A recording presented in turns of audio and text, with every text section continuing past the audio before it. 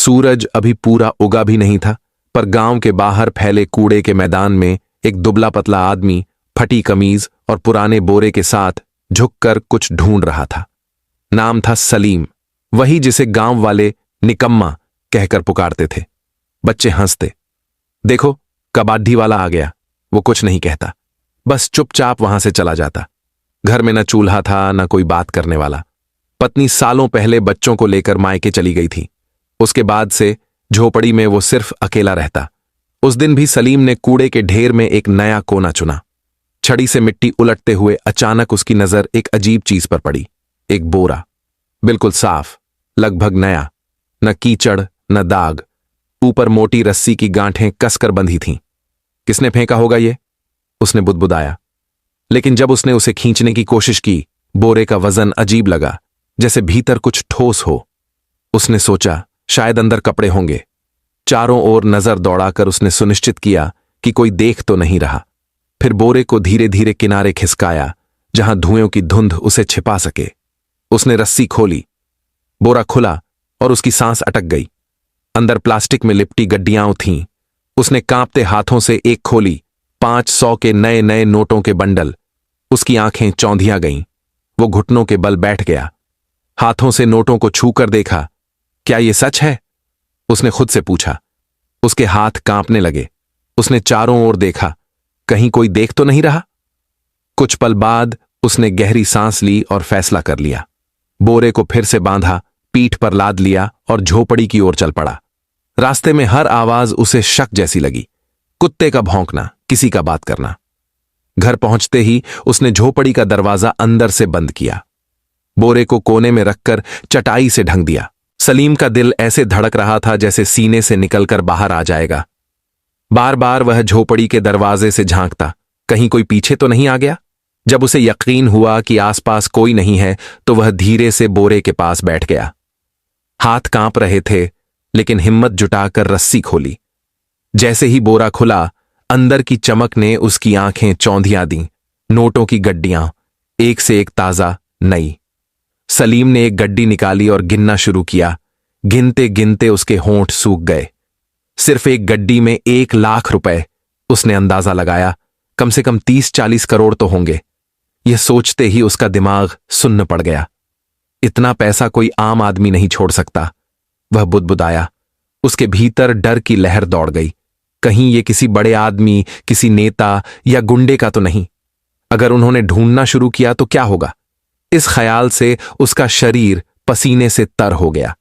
सलीम ने गड्डियां वापस रख दी, बोरा बांधा और मिट्टी पर बैठ गया। सिर पकड़कर सोचने लगा। दिल में एक तरफ खुशी थी कि सालों की गरीबी अब खत्म हो जाएगी, इलाज करा सकेगा, नया घर बना सकेगा, इज्जत की जिंदगी जी सकेगा। पर दूसरी तरफ डर उसे भीतर से कुतर रहा था।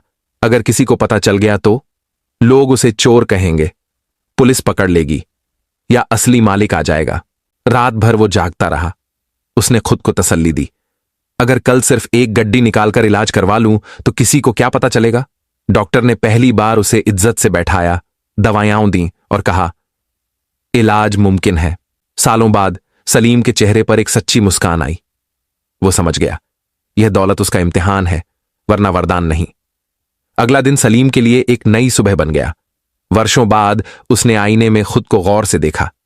चेहरा कमजोर था, मगर आंखों में अब उम्मीद की चमक थी। उसने सोचा, अगर समझदारी से काम लूं तो सब बदल सकता है। सबसे पहले उसने अपनी झोपड़ी की मरम्मत करवाई। बोरे से कुछ पैसे निकाले, मजदूरों को बुलाया और छत बदलवा दी। कुछ ही दिनों में घर की बदबू और सीलन कम हो गई। मोहल्ले वाले हैरान थे, अरे ये कबाड़ बीनने वाला अचानक कैसे बदल गया। कुछ हफ्ते बाद उसने अगला कदम उठाया। गांव की मुख्य सड़क पर एक छोटी सी किराने की दुकान खोली। पहले दिन बस दाल, चावल, नमक रखा। खुद दुकान पर बैठा, आने वालों को मुस्कुराकर सलाम किया। शुरुआत में लोग झिझके, मगर धीरे धीरे आने लगे। दुकान चल निकली। आटे की बोरियां, तेल के डिब्बे, मसाले, साबुन, सब कुछ बिकने लगा। सलीम ने उस पूरे दौर में बड़ी सतर्कता बरती। उसके पास अचानक आई दौलत किसी रहस्य से कम नहीं थी, पर उसने कभी उसका दिखावा नहीं किया। वह जानता था, अगर जरा भी चमक दमक दिखी तो लोग सवालों की बौछार कर देंगे। इसलिए बाहर से वह अब भी वही सीधा सादा दुकानदार दिखता था जो हर ग्राहक को मुस्कुराकर क्या चाहिए भैया कहता था। लेकिन भीतर वह जानता था कि उसकी पुरानी बोरी में इतनी पूंजी छिपी है कि न सिर्फ उसकी बल्कि कई जिंदगियों की दिशा बदल सकती है। कभी कभी मोहल्ले की बुजुर्ग औरतें उससे कहती, सलीम भैया तुम तो बहुत बदल गए हो। वह बस मुस्कुरा देता, लेकिन भीतर एक मीठा गर्व उमड़ पड़ता। आखिर किसे बुरा लगता है जब दुनिया आपके बदलाव को देखती है।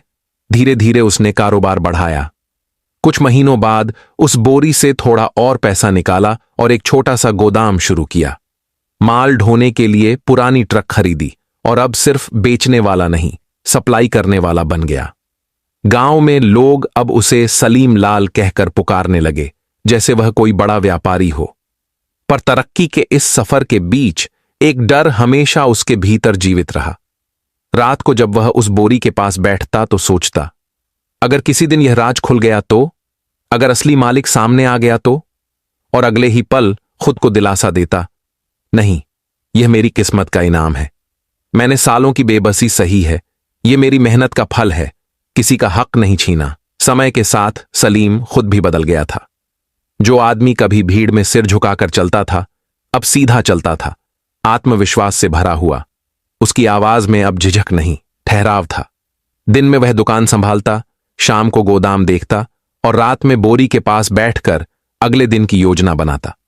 वह अब अपने पुराने सलीम से कहीं आगे निकल चुका था, मगर यह भी सच था, तरक्की के बीच भी एक खालीपन उसके भीतर अब भी गूंजता था। एक शाम जब वह थका हारा दुकान बंद करके लौटा तो दरवाजे पर दो चेहरे खड़े थे, परिचित पर दूर चले गए चेहरे। उसकी पत्नी अनिता और दोनों बच्चे। बच्चे अब बड़े हो चुके थे, मगर उनके चेहरे पर हिचक और शर्म की छाया थी। अनिता की आंखें भीगी हुई थीं। सलीम, उसने धीमे से कहा, हमसे गलती हुई थी, हालात ने मजबूर कर दिया था, तुम्हें छोड़कर जाना ठीक नहीं था। सलीम के कदम जैसे जमीन में धंस गए। एक पल को समय ठहर गया। उसे वे दिन याद आए जब बीमारी ने उसे तोड़ दिया था। घर में खाने को कुछ नहीं था और अनिता ने कहा था, मैं यह सब नहीं झेल सकती, और बच्चों को लेकर चली गई थी। वह वही रात थी जब सलीम का सब कुछ बिखर गया था। अब वही अनिता उसके दरवाजे पर थी। बच्चे आगे बढ़े और बोले, बाबा हमें माफ कर दीजिए, अब हम आपके साथ रहना चाहते हैं। सलीम का दिल कांप उठा। एक तरफ वह पिता था जिसे बच्चों को गले लगाने की चाह थी, दूसरी तरफ वह वही टूटा हुआ इंसान था जिसे छोड़ दिया गया था। क्या उनका लौटना सच में मोहब्बत थी या अब दौलत की चमक उन्हें वापस खींच लाई थी? यह सवाल उसे भीतर तक चुभ गया। उसने ठंडे स्वर में कहा, जब मैं खाली हाथ था तुम सब चले गए थे, अब जब मेरे पास कुछ है तो लौट आए हो। क्या यह प्यार है या लालच? अनिता की आंखों से आंसू बह निकले। नहीं सलीम, अब हम सच में पछता रहे हैं, बच्चों को तुम्हारा साया चाहिए। सलीम ने निगाहें झुका ली। भीतर ज्वालामुखी सी हलचल थी। वह जानता था कभी कभी माफ करना आसान होता है, लेकिन भूलना नहीं। आखिर उसने कहा, बच्चे मेरे हैं और उनका हक कोई नहीं छीन सकता। मैं उनकी पढ़ाई, उनका भविष्य संभालूंगा। लेकिन अनिता, हमारे बीच जो दीवार खड़ी हो गई है वह अब कभी नहीं गिरेगी। अनिता चुप रह गई। बच्चों की आंखों में राहत थी, कम से कम पिता फिर से उनके जीवन में थे। पर सलीम के दिल का पुराना घाव फिर हरा हो गया।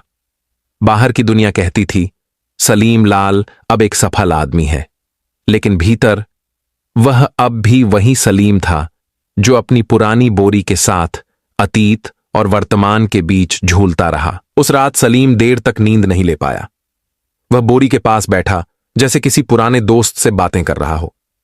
यह दौलत सब कुछ लौटा रही है, इज्जत, नाम, सुकून भरी जिंदगी, बट क्या यह मन की शांति भी लौटा पाएगी? सवाल हवा में तैर गया और जवाब में बस दीवारों की खामोशी थी। कुछ हफ्ते बीते। सलीम की दुकान अब एक छोटे साम्राज्य में बदल चुकी थी। गोदाम से माल निकलता, गाड़ियां आती जाती और गांव वाले अब उसे सलीम भाई कहकर सम्मान से पुकारते। बाहर की दुनिया में सब ठीक था, पर भीतर एक बोझ था जो हर रात उसके सीने पर बैठ जाता। वह उस बोरी को देखता और खुद को समझाता, शायद किसी चोर ने फेंकी होगी या शायद किस्मत ने मुझ पर दया की। पर किस्मत को भी जैसे उसके धैर्य की परीक्षा लेनी थी।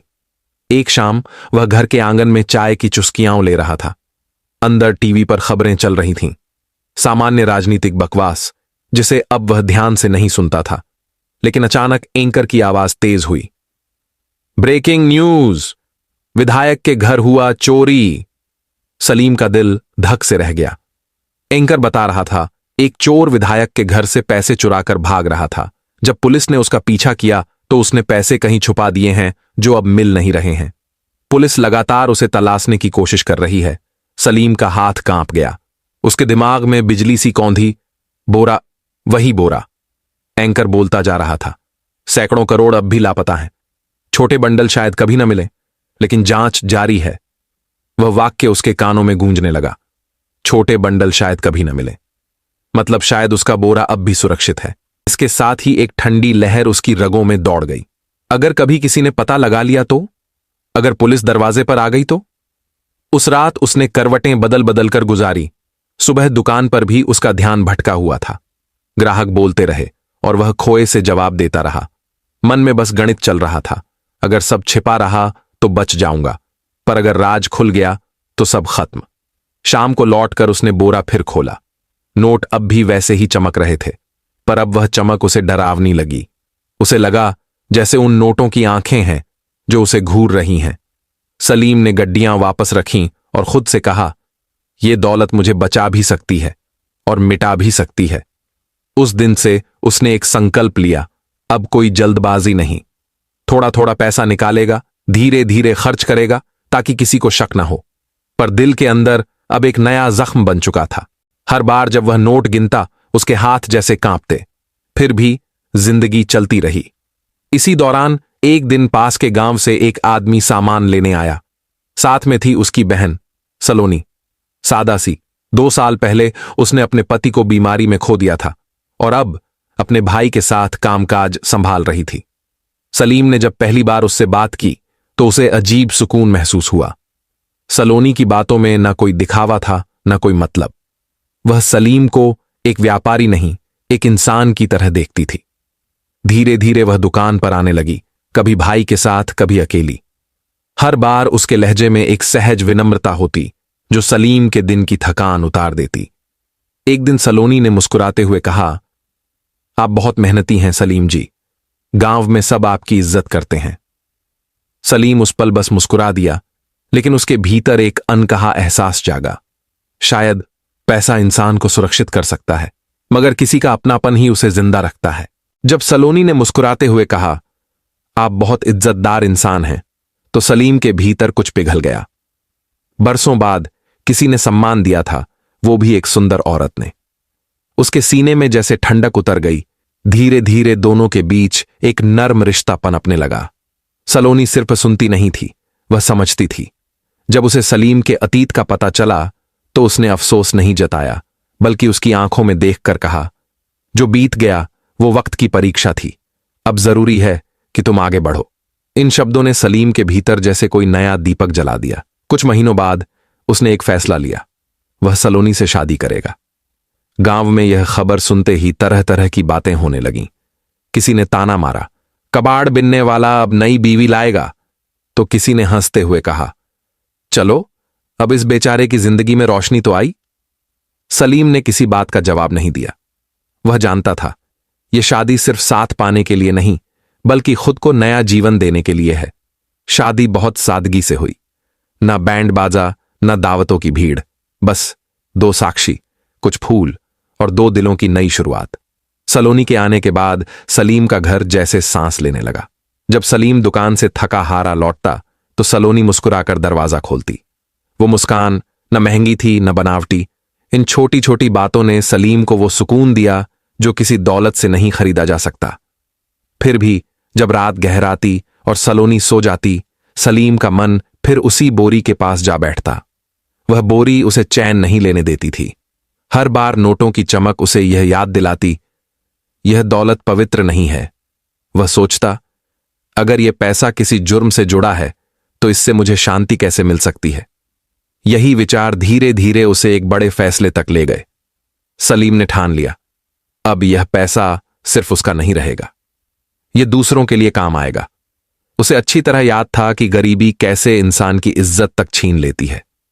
वो ताने, वो उपेक्षा, वो दिन जब क्लिनिक का मुलाजिम उसे हिकारत से देखता था, वो सब उसकी यादों में अब भी जिंदा थे। और फिर एक सुबह उसने पहला कदम बढ़ाया। गांव की पुरानी मस्जिद बारिश में टपकती थी।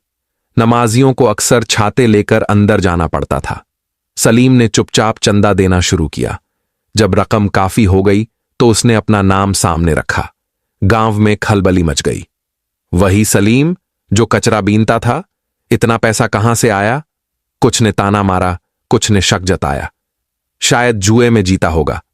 लेकिन जैसे जैसे मस्जिद की दीवारें उठती गईं, सलीम की नीयत साफ होती गई। लोगों ने देखा वह दिखावे के लिए नहीं, सच्चे मन से मदद कर रहा है। धीरे धीरे आलोचनाएं थम गईं और गांव के लोग अब उसे सलीम मियां कहकर सम्मान देने लगे। वो आदमी जिसे कभी समाज ने ठुकरा दिया था, अब समाज का सहारा बन गया था। सलीम ने अपने जीवन में एक और बड़ा कदम उठाया। इस बार उसने पैसे से नहीं, दिल से निवेश करने का फैसला किया। उसने घोषणा की, मैं गांव में एक स्कूल खोलूंगा जहां हर गरीब बच्चा बिना फीस के पढ़ सकेगा। लोगों ने पहले तो सोचा यह बस एक भावनात्मक बयान है, लेकिन जब नींव की पहली ईंट रखी गई तो सब समझ गए। सलीम अब सिर्फ व्यापारी नहीं रहा, वह गांव का रहनुमा बन चुका था। सलोनी ने भी उसका साथ दिया, कंधे से कंधा मिलाकर। कुछ युवा शिक्षक मामूली वेतन पर पढ़ाने को तैयार हो गए। कोई कहता यह तो चमत्कार है, कोई दुआ देता खुदा ऐसे लोगों को सलामत रखे। सलीम ने बाकी बचे हुए पैसे और भी व्यापार में लगा दिया और ऐसे करते करते वो अब सच में एक बहुत अमीर आदमी बन गया। अब उसे उस बोर की कोई जरूरत नहीं थी। अब उसकी कमाई ही इतनी ज्यादा थी कि वो अब अरबों में बिजनेस करता, लेकिन फिर भी वो अल्लाह का शुक्र अदा करता और गरीबों की मदद करता। उसने अपनी पहली बीवी और बच्चों को लंदन में एक बद्धा सा बंगला और एक होटल बनवा कर दे दिया। उसकी पहली बीवी भी अपने बच्चों के साथ खुश रहने लगी। अगर आपको भी सलीम की ये कहानी सोचने पर मजबूर करती है कि सच्चाई, पछतावा और भलाई के बीच इंसान का असली संघर्ष क्या होता है, तो एक लाइक जरूर करें। कमेंट में बताइए, अगर आप सलीम की जगह होते तो क्या करते? क्या गलत पैसे से की गई भलाई सही मानी जा सकती है? आपकी राय हमारे लिए बहुत कीमती है। और हां, ऐसी ही दिल छू लेने वाली कहानियां देखने के लिए चैनल को सब्सक्राइब करें और नोटिफिकेशन ऑन कर लें ताकि अगली कहानी सीधे आपके मोबाइल स्क्रीन पर पहुंचे।